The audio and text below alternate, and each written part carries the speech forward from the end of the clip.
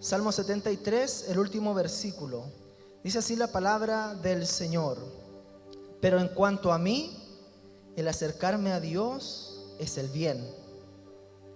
He puesto en Jehová, el Señor, mi esperanza, para contar todas tus obras. ¿Le parece que lo leamos todos juntos? Dice así la palabra del Señor: pero en cuanto a mí, amén.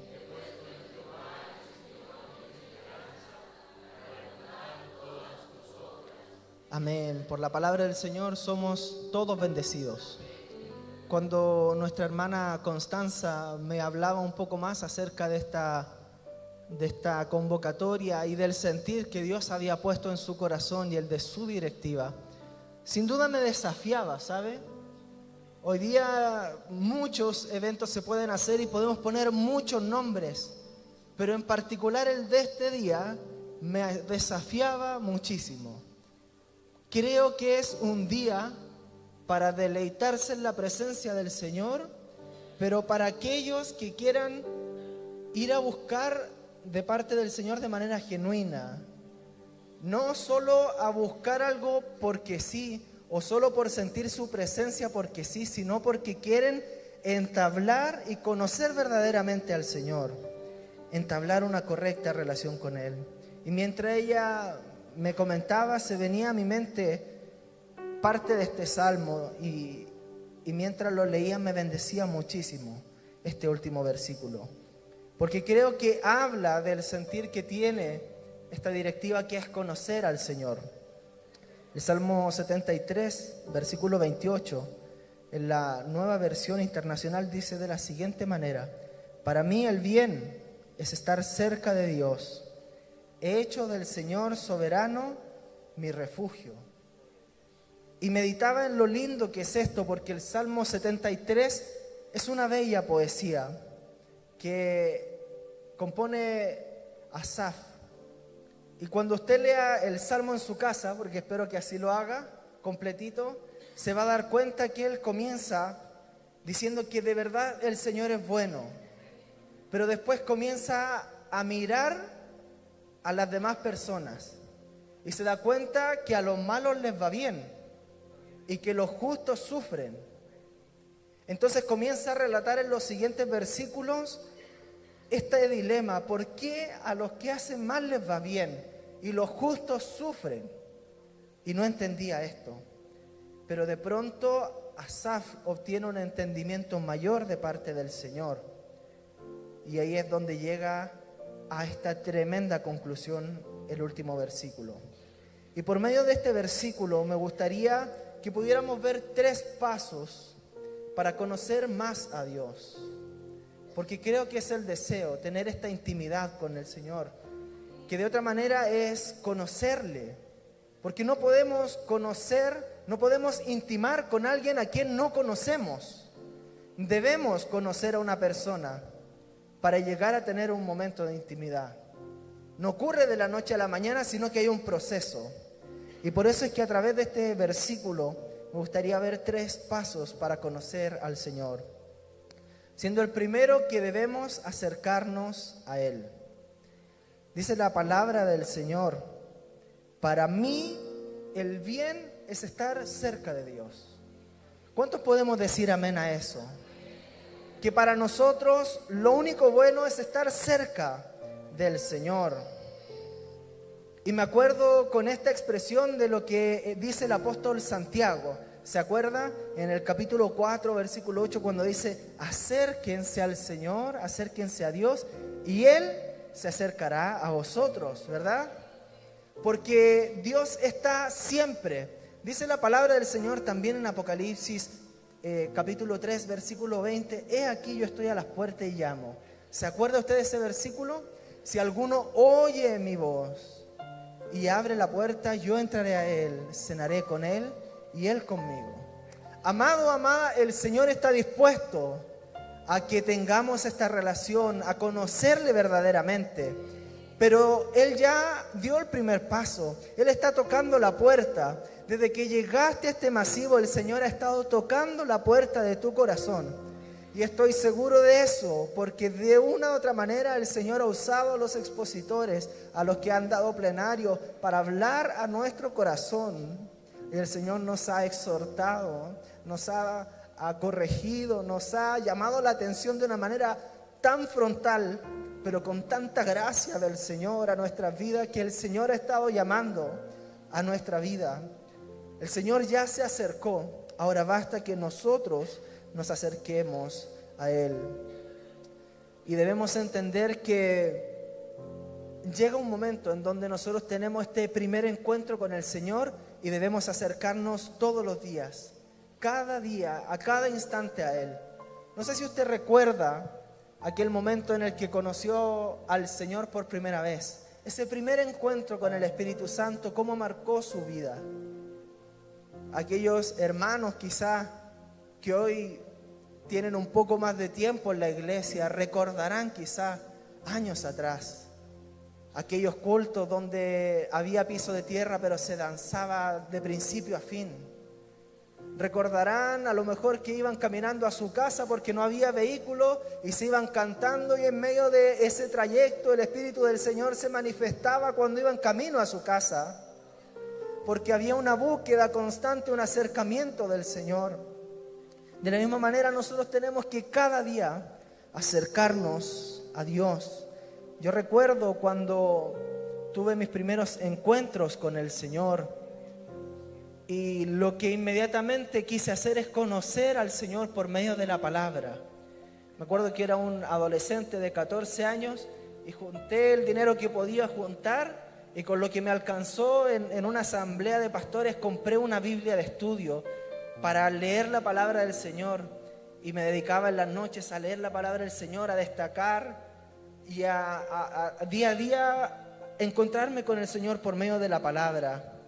Me acuerdo que buscaba el canal cristiano del cable y me dedicaba por las noches a escuchar predicaciones del pastor que hubiera, porque antes, le estoy hablando de 16 años atrás, no tenía YouTube en mi casa como para poner predicaciones, y estaba en el canal cristiano esperando que apareciera una predicación. Estaba ahí deseoso de escuchar la voz del Señor, porque el Señor da ese primer llamado, nos llama, pero después somos nosotros los que continuamente tenemos que acercarnos a Él. Por eso es que debemos escuchar la palabra del Señor con atención, y no solamente escucharla de predicadores, sino que esta es la palabra del Señor para nosotros. A mí me da mucha tristeza cuando hay hermanos o hermanas que dicen: es que sabe que hace tiempo que a mí el Señor no me habla. A mí hace tiempo que el Señor no me habla. Y yo me pregunto, ¿qué le pasará a esa Biblia que pasa tan cerrada? Porque aquí usted abre la palabra del Señor, y el Señor está hablando a su vida. Es cierto que el Señor toma instrumentos y nos descubre nuestra vida y nos da una palabra, pero también la palabra del Señor es alimento, es la voz del Señor a su pueblo. Y debemos, una vez que hemos recibido la palabra del Señor, orar para responder, porque el Señor no nos habla en vano. Él quiere provocar algo en nosotros. Amado, amada, el Señor no te trajo aquí para que terminando este culto vuelvas a tu hogar y sigas tu realidad tal como está, o tal como era antes de llegar a este lugar. El Señor nos ha convocado a este día para que algo se produzca en nuestro interior y seamos cada día como Asaf, que decía: para mí lo único bueno es todos los días estar cerca del Señor. Bendito sea nuestro Dios, y debemos pasar tiempo en la oración para que así sea. El problema de esto, como le ocurrió a Asaf y le mencionaba, es que nosotros desviamos nuestra mirada del Señor y la ponemos en las cosas terrenales. Vamos al versículo 2 y 3 de este Salmo 73. Dice: yo estuve a punto de caer y poco me faltó para que resbalara, y sentí envidia de los arrogantes al ver la prosperidad de los malvados. Amado, cuando dejamos de mirar al Señor y ponemos nuestra mirada en los hombres, somos presa fácil del enemigo. porque nuestro corazón, nuestra vista comienza a perder la grandeza y la bondad de Dios y comenzamos a poner nuestra vista en las cosas vanas. A.W. Tozer, un pastor muy importante del siglo pasado, decía: nuestros infortunios comenzaron cuando Dios fue forzado a salir del santuario y las cosas ocuparon su lugar. Por eso es que no tenemos paz, porque hemos quitado a Dios del trono de nuestro corazón y tenaces y agresivos usurpadores pelean por el primer lugar. Cuando Dios es el centro de nuestra vida, comenzamos a experimentar obras maravillosas en Él. Pero el problema está en que somos muy fáciles muchas veces como jóvenes y señoritas de desviar nuestra mirada del Señor, de ponerle las cosas terrenales, en mejorar el auto, en tener un bien raíz, en sacar la carrera, en tener un idóneo o una idónea.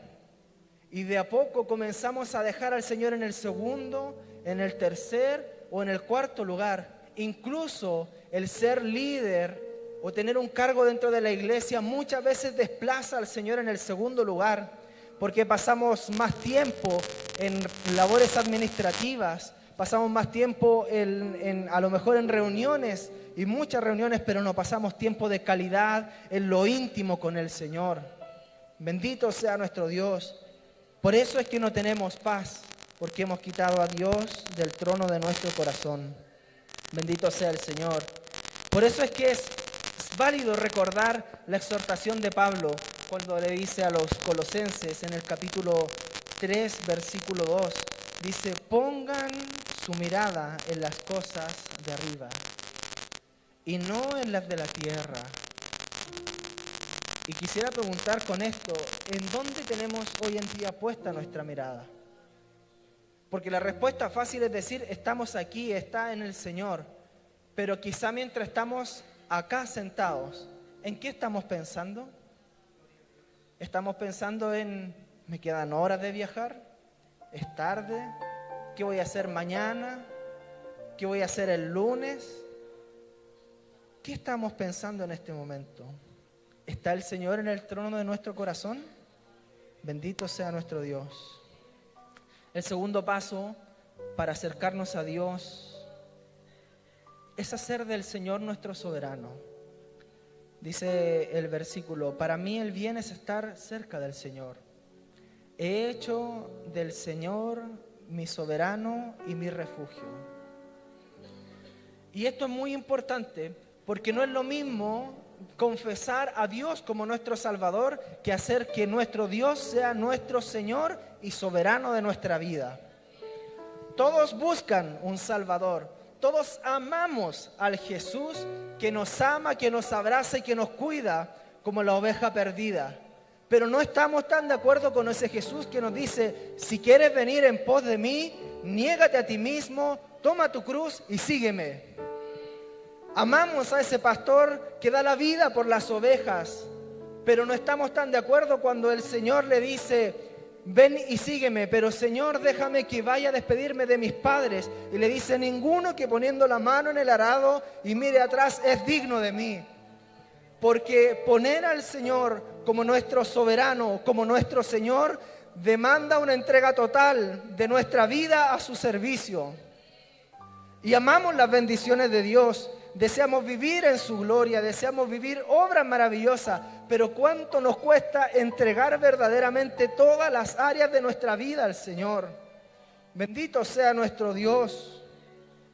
Un ejemplo de entrega total son los hermanos y hermanas que son nuestros padres o nuestros abuelos. Ayer mientras conversábamos con Alfredo, ellos se acordaban de que una hermana regaló un terreno para la iglesia. Yo me acordaba durante este día pensando en esto, que mi abuelo puso dinero de su bolsillo para comprar el terreno en el que mi iglesia hoy tiene un local. Y pensaba la entrega total de esos hombres y mujeres que quizá tenían trabajos de sol a sol, trabajos de obrero o en el campo, que era todo lo que tenían, pero todo lo que tenían eran desprendidos y lo entregaban en la obra del Señor. porque ellos no solo recibieron a Jesús como su Salvador, sino que le reconocieron como el Señor, el soberano, el que le pertenecían todas las cosas que nosotros podríamos tener. Bendito sea el Señor. Yo me acuerdo de historias donde un hermano de pronto veía la necesidad de otro y porque tenía que recorrer mucho camino para venir con su familia. Y he escuchado testimonios donde un hermano se saca las llaves de su bolsillo y le regala un auto a otro para bendecir la obra del Señor. Y comparo esos testimonios de fe con mi propia vida. No voy a decir que lo comparo con la suya, digo con la mía. Y me encuentro tan lejano de reconocer al Señor como, no solo como mi Salvador, sino como mi soberano, de quien sean todas mis posesiones, de quien sea mi familia, de quien sea todo lo que Él deposite en mi mano, porque no es sencillo entregar toda nuestra vida al Señor. Para ello debemos examinar verdaderamente nuestro corazón y clamar al Señor y decirle: ¿qué hay en mí que impide tu gloria? A lo mejor la familia que me diste está ocupando el primer lugar, Señor, y tú estás ocupando el segundo. Señor, a lo mejor la casa hermosa que te pedí y que me ha permitido recibir hermanos y pastores, hoy día está ocupando el primer lugar de mi corazón y tú estás ocupando el segundo. Pero vuelvo a preguntar, ¿qué hay en nuestro corazón hoy en día? Bendito sea el Señor. Porque Jesús dijo, hacía la pregunta tan clara: ¿dónde está tu corazón? Si vamos al Evangelio de Mateo en el capítulo 6, versículo 19 al 21 decía: no acumulen para sí tesoros en la tierra, donde la polilla y el óxido destruyen y donde los ladrones se meten y roban.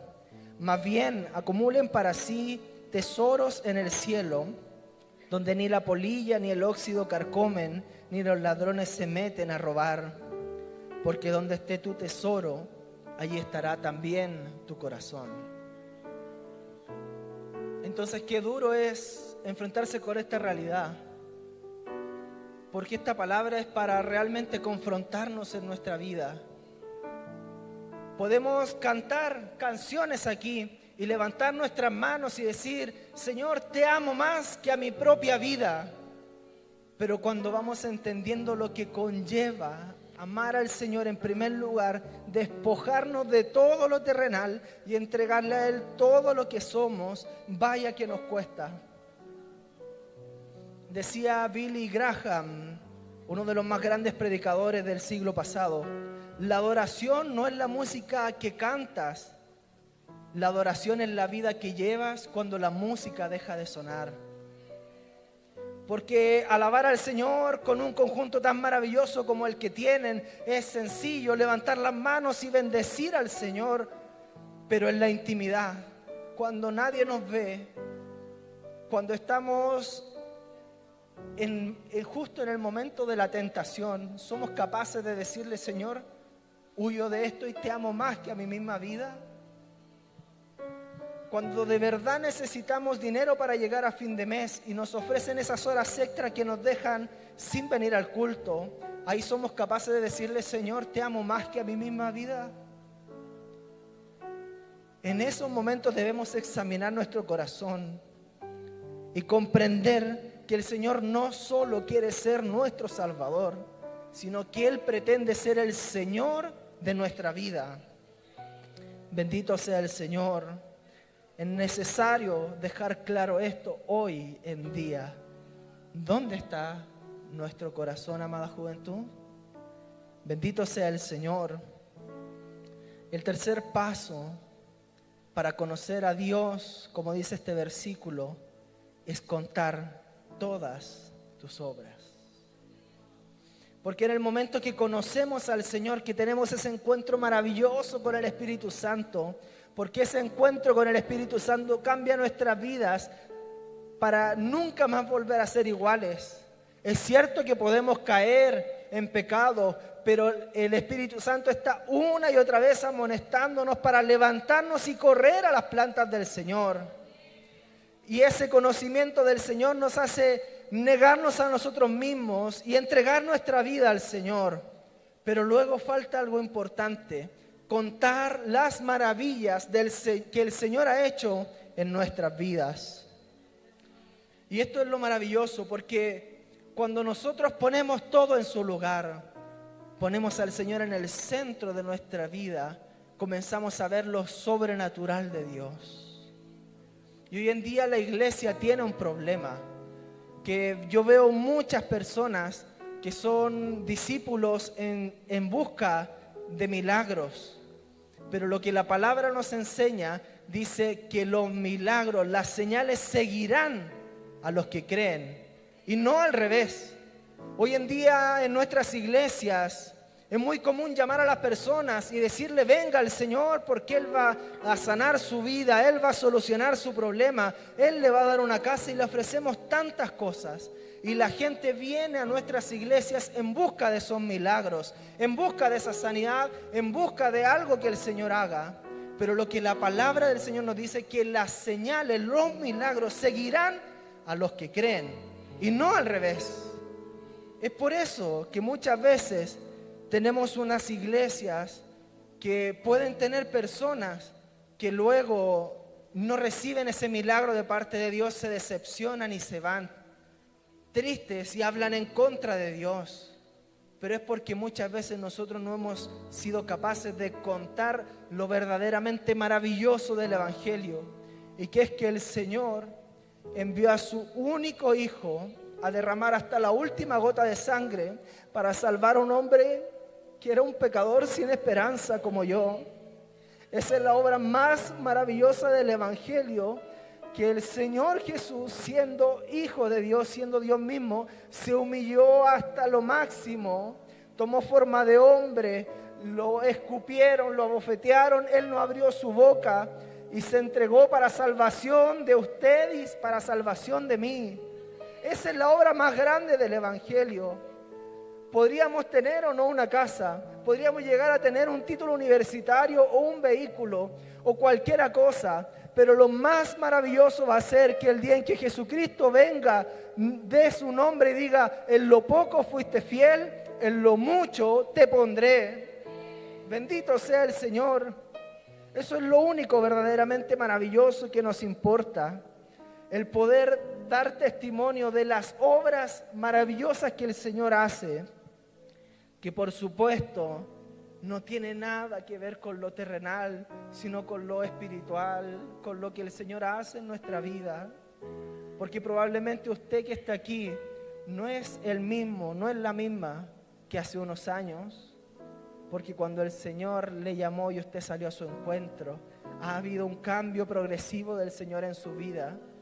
Y probablemente no ha sido consciente de toda la gracia que el Señor ha derramado en su vida en este tiempo.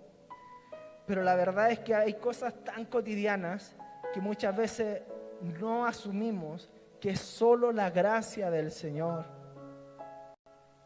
En un mundo donde hay tremendos índices de pobreza, cada día sentarnos a la mesa y comer un pan con lo que sea que haya, aún lo más humilde, es gracia y misericordia del Señor. En un mundo dolente donde gente se suicida por montones, el llegar a nuestra casa y estar en paz es un regalo de la gracia del Señor. Hay tanta gracia, hay tantas obras maravillosas que el Señor hace, pero no percibimos porque estamos tan acostumbrados a ella. Y es por eso, amado, amada, que es necesario pedirle al Señor que abra nuestros ojos espirituales para poder ver todas las obras maravillosas que Él está haciendo en nuestra vida. Abrir nuestros ojos espirituales para darnos cuenta que somos un milagro del Señor hoy en día aquí. Y si estamos en este lugar es porque el Señor y su gracia nos ha sostenido. ¿Cuántos de nosotros somos un milagro caminando en este día? Al menos yo puedo dar testimonio de eso. Hace un año tuve un accidente, choqué en la autopista contra una barrera de hormigón a 100 kilómetros por hora. Y si hoy usted me ve parado aquí, es porque soy un milagro del Señor. ¿Cuántos milagros del Señor hay en este lugar? A lo mejor cuántos puedan decir, a mí el Señor me sanó de cáncer. Pregunto, ¿hay alguien que el Señor haya sanado de cáncer por aquí? Aquí en este lugar no hay ninguno. Pero ¿hay alguien que el Señor le haya sanado y le haya dado vida? Alfredo, a ti también, ¿o no? Tú tuviste un accidente. ¿Podrías ponerte en pie y decir, a mí el Señor me salvó la vida? Y que lo escuchemos todos. Amén. Amén. ¿Hay alguien más que el Señor le haya salvado la vida? Veía la mano de una hermana ahí atrás. ¿Qué fue lo que el Señor hizo por su vida? Veía la mano de una hermana levantada por allá atrás. Hermana, ¿qué fue lo que el Señor hizo en su vida? Póngase en pie para escucharle.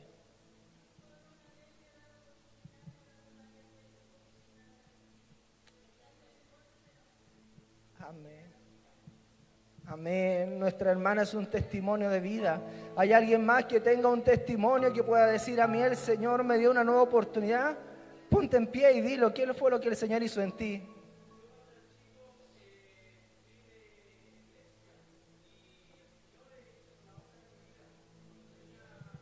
Amén.